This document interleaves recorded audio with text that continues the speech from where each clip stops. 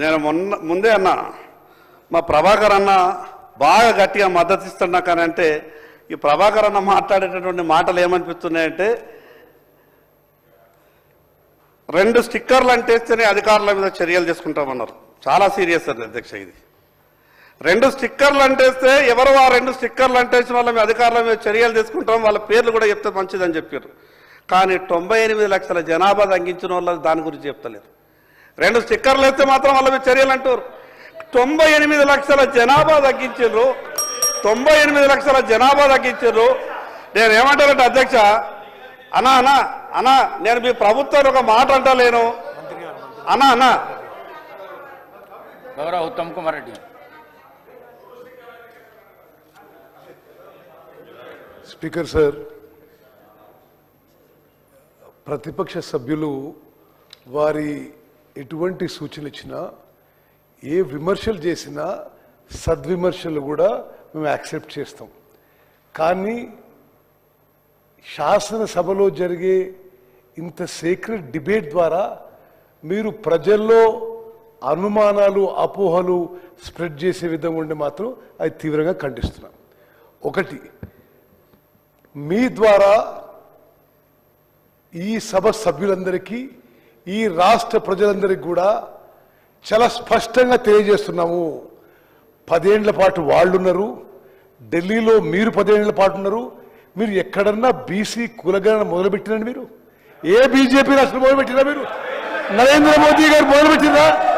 మొదలుపెట్టలేదు. Speaker sir, ఇదొక చారిత్రాత్మక మార్పు. భారతదేశం యొక్క చరిత్రలో సామాజిక న్యాయం కోసం ఇది కాంగ్రెస్ పార్టీ రాహుల్ గాంధీ గారి ఇనిషియేటివ్తో మొదలుపెట్టిన విషయం దయచేసి మీరు గుర్తుపెట్టుకోవాలి. మొత్తం ఎక్సైజ్ గురించి ముఖ్యమంత్రి గారు వివరంగా చెప్పారు.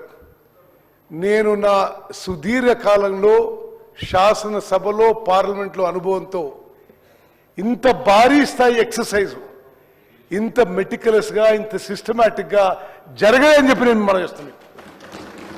వారు ఎక్స్ప్లెయిన్ చేసినట్టుగా రాష్ట్రంలో ప్రతి 150 ఇండ్లు మార్కౌట్ చేసి ఒక టీచర్నో, ఒక అంగన్వాడీ కేంద్రం ఎంప్లాయీనో, ఒక అగ్రికల్చర్ ఆఫీసర్నో కేవలం 150 ఇండ్ల వరకే ఎన్యూమినేటర్గా పెట్టి, ప్రతి 10 మంది ఎన్యూమినేటర్లకి ఒక సూపర్వైజర్ పెట్టి రాష్ట్రంలో 1,03,000 మంది గవర్నమెంట్ ఎంప్లాయీస్ని 3 నెలల పాటు కేవలం ట్రైనింగ్ తర్వాత ఈ కార్యక్రమం పెట్టినాము.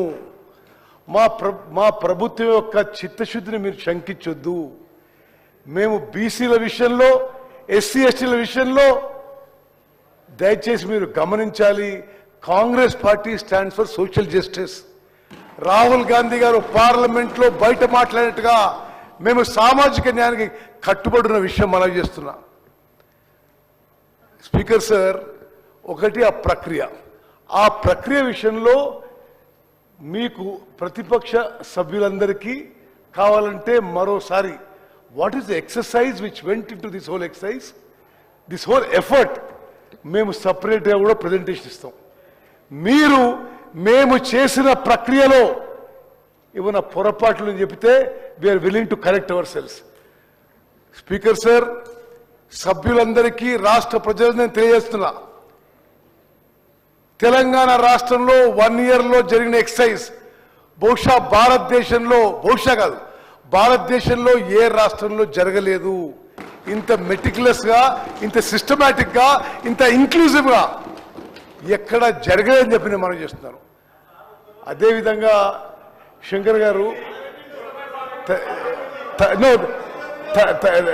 తలసాని శ్రీనివాస్ యాదవ్ గారు, శంకర్ గారు, మీరు చేస్తున్న సూచనలు కానీ సద్విమర్శలు కానీ వి యాక్సెప్ట్. బట్ ప్రజల్లో అపోహలు, అనుమానాలు వద్దు. మీరు ఏదో ఫిగర్స్ కలిపి మీరు తగ్గిపోయినట్టు. ఎవరు తగ్గలేదు. దేనికి తగ్గినరు? ఏ ఫిగర్ పోల్స్తున్నారు మీరు?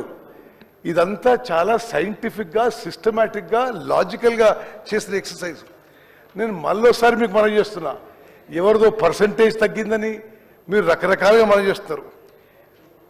రాష్ట్రంలో ఎస్సీ పాపులేషన్కి 17.43% ఈ యొక్క మరి సోషియో ఎకనామిక్ సర్వేలో మరి వచ్చిన result. ST population 10.45%, BC population 56.33%, ఓసీలు 15.79%.